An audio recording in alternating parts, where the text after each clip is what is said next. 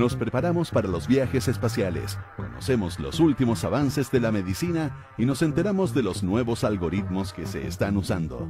Activa tu inteligencia artificial, porque en Aire Fresco es hora de conversar con los expertos junto a Polo Ramírez y Francisco Aravena.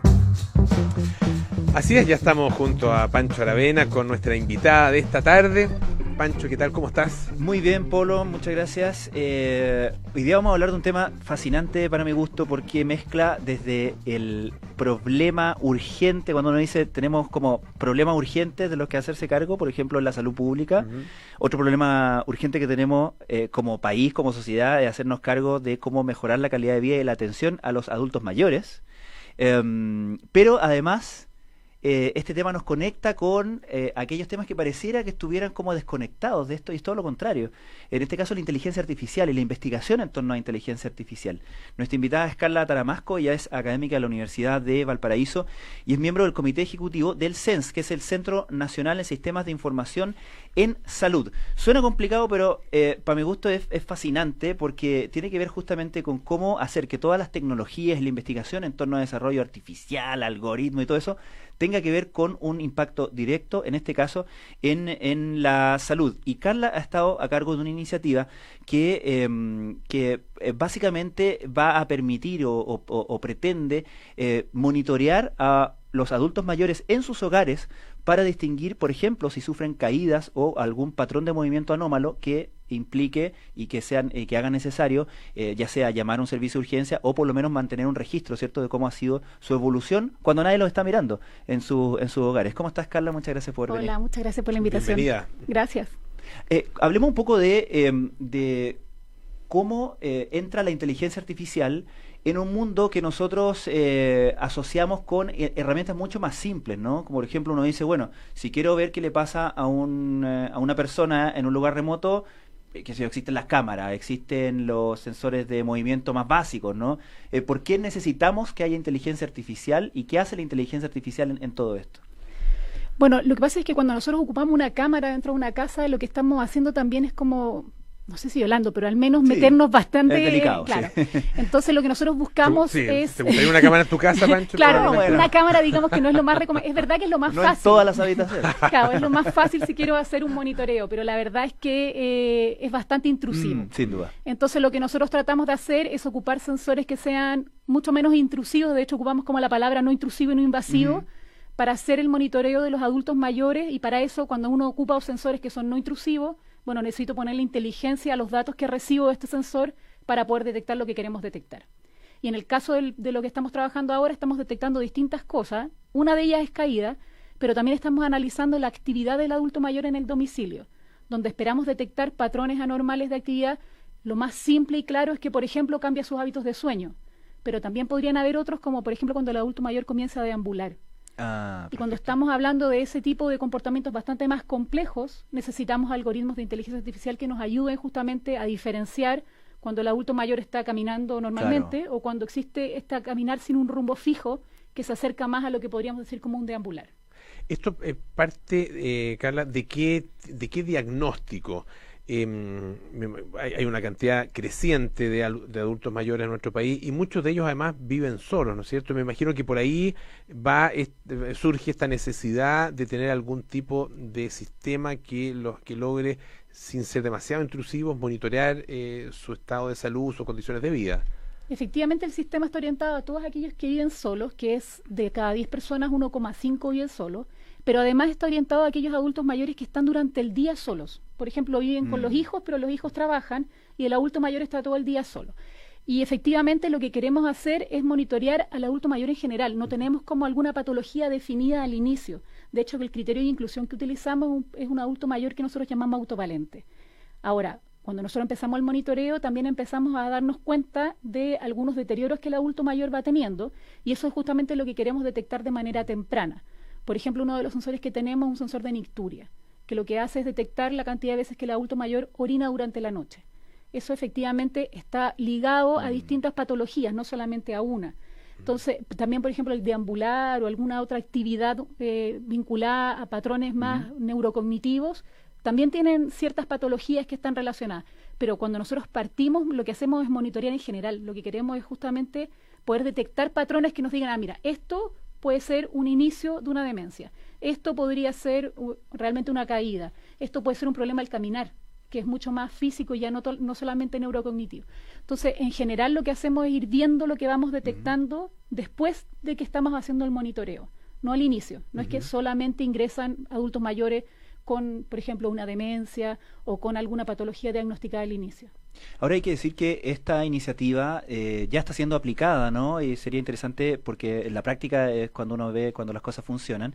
Y en la quinta región particularmente ustedes han estado aplicando esto en diferentes localidades y un número limitado de viviendas, perdón. Cuéntanos un poco de esa experiencia. Ha sido un proyecto que ha pasado por distintas etapas. En la primera etapa tuvimos el financiamiento del gobierno regional y pudimos hacer las primeras instalaciones en 75 casas en Limache.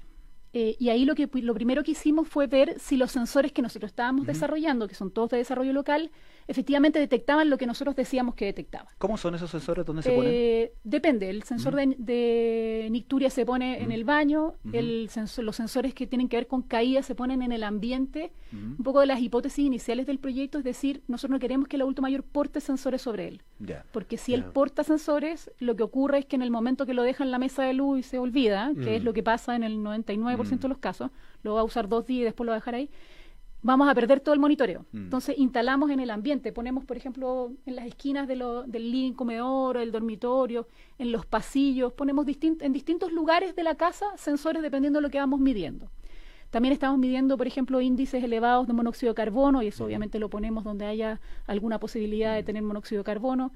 Y ahí vamos instalando en las distintas partes. Entonces, lo que hicimos en la primera versión del proyecto fue probar que los sensores funcionaran. Eso era lo primero, en Limache.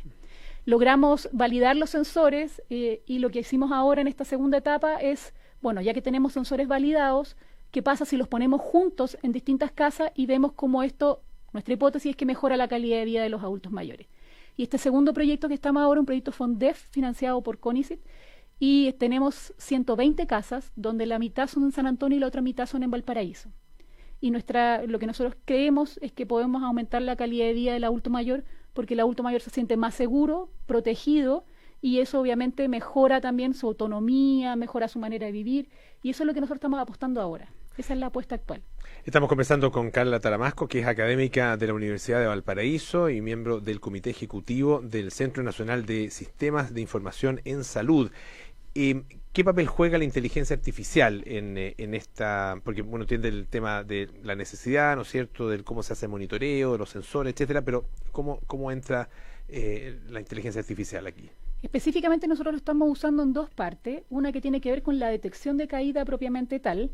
Los sensores que usamos son sensores de radiación infrarroja que finalmente transforman la radiación en temperatura. Y para eso tenemos que ocupar algoritmos de inteligencia artificial que nos permitan sacar sobre todo el ruido.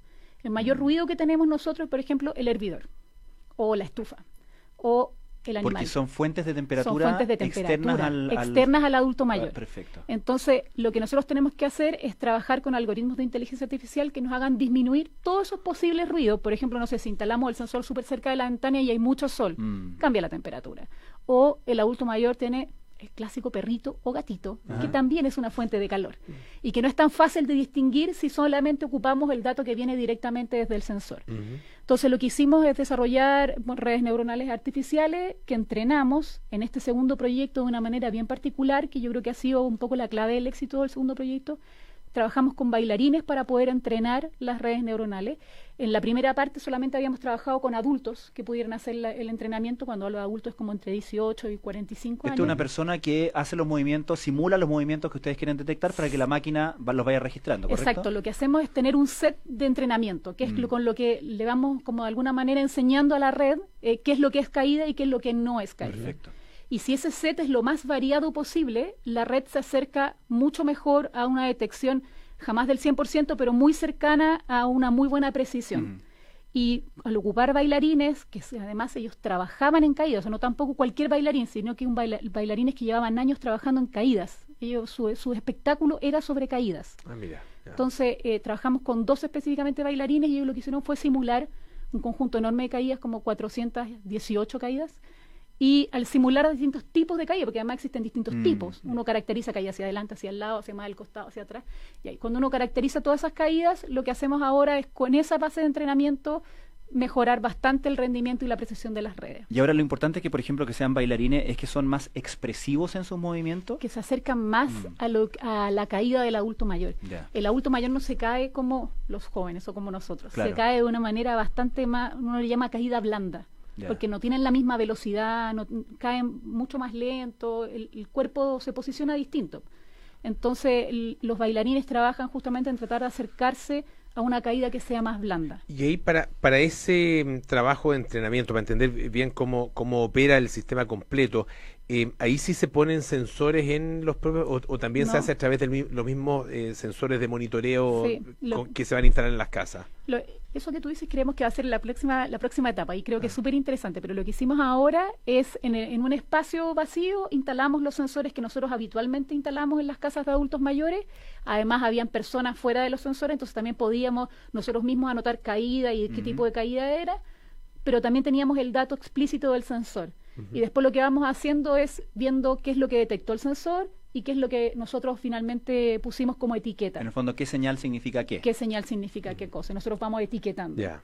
Y con eso entrenamos la red. Ahora, yo creo que en la etapa siguiente va a ser justo lo que tú dices, intentar poner sensores en el cuerpo, claro. y ahora para ver los distintos movimientos, porque uno podría llegar a detectar los distintos tipos de caída, ya no solamente la caída, sino que el tipo puede estar vinculado a un riesgo. Y cuando logramos detectar un riesgo de caída, ahí el trabajo yo creo que se vuelve más interesante todavía porque podemos prevenir la caída. Ahora, en todo esto, Carla, estamos hablando ahora, por ejemplo, de un proyecto financiado por el FONDEF. Estamos hablando de la incorporación de tecnología desarrollada, por cierto, por ingenieros de la Universidad de Valparaíso, generada acá, ¿cierto? Y cómo ocupar, ¿cierto?, toda esta tecnología, este desarrollo, esta inteligencia artificial en beneficio de la salud pública, de la calidad de vida de los adultos mayores en este caso, pero siempre está la tensión, ¿cierto?, de que al momento de introducir mayor tecnología, introduzcamos también mayores costos y que de alguna manera cuando pensemos en una salud automatizada, corramos el riesgo de tener una salud aún más segregada en ese sentido, en quienes pueden acceder a esa tecnología y quienes no puedan acceder a esa tecnología, o si una clínica privada puede hacerse cargo de determinados procedimientos y si el sistema de salud público puede. ¿Cómo ves tú ese problema? Porque tú trabajas específicamente en eso. En el caso específico de esto yo lo veo bastante fácil de masificar y justamente evitando esta segregación que ocurre. ¿Y por qué? Porque lo que nosotros estamos haciendo es, cuando el adulto mayor hoy en día sufre un accidente en la casa, son sus centros de atención primaria que son notificados. Y ya por lo tanto tenemos un vínculo donde estamos integrando la salud, la atención primaria, la salud municipal finalmente, en el cuidado de la persona ahora ya no solamente en la atención directa, presencial, sino que en el domicilio. Y le estamos entregando mucha más información. La hipótesis que existe, y no solamente es hipótesis para nosotros, pero en general en otros países desarrollados, uno empieza a sacar la atención de lo que llamamos los consultorios, los hospitales, para ir mucho más a la atención domiciliaria, donde nosotros podemos establecer estrategias de prevención que disminuyen las consultas posteriores. O sea, disminuyen finalmente cuál es la carga sobre... La carga. Lo que nosotros podemos hacer es disminuir la carga porque podemos disminuir la cantidad de consultas. Si el adulto mayor se cae y pasa 40 horas en el suelo, es seguro que esa atención va a ser mucho más cara que si el adulto mayor se cae y pasa 5 minutos en el suelo. Y eso es lo que estamos apostando. Entonces, en realidad estamos apostando a que sistemas como estos reducen los costos de salud y no los aumentan. Y por lo tanto disminuyen la brecha que existe hoy en día entre el sistema público y privado. Y el actual funciona con el sistema público. ¿Y el resto de la cadena cómo funciona?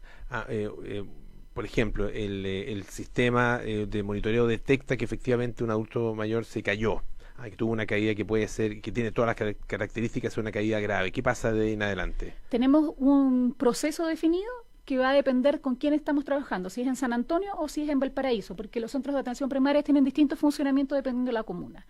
Si es en San Antonio, ellos tienen un tipo call center que recibe inmediatamente la alerta y ellos se encargan de llamar de vuelta al adulto mayor, y ahí tenemos todo un protocolo de si el adulto mayor contesta y le preguntan el estado. Si el adulto mayor no contesta, estamos bajo la hipótesis que el adulto mayor está en el suelo y no se puede mover, está inmovilizado. Por lo tanto, ahí despliegan una atención domiciliaria. Va una persona a ver qué es lo que le ocurre a ese adulto mayor. Si al llegar al domicilio era algo grave, se llama la ambulancia del mismo consultorio, la ambulancia, digamos, de la atención primaria, no el SAMU.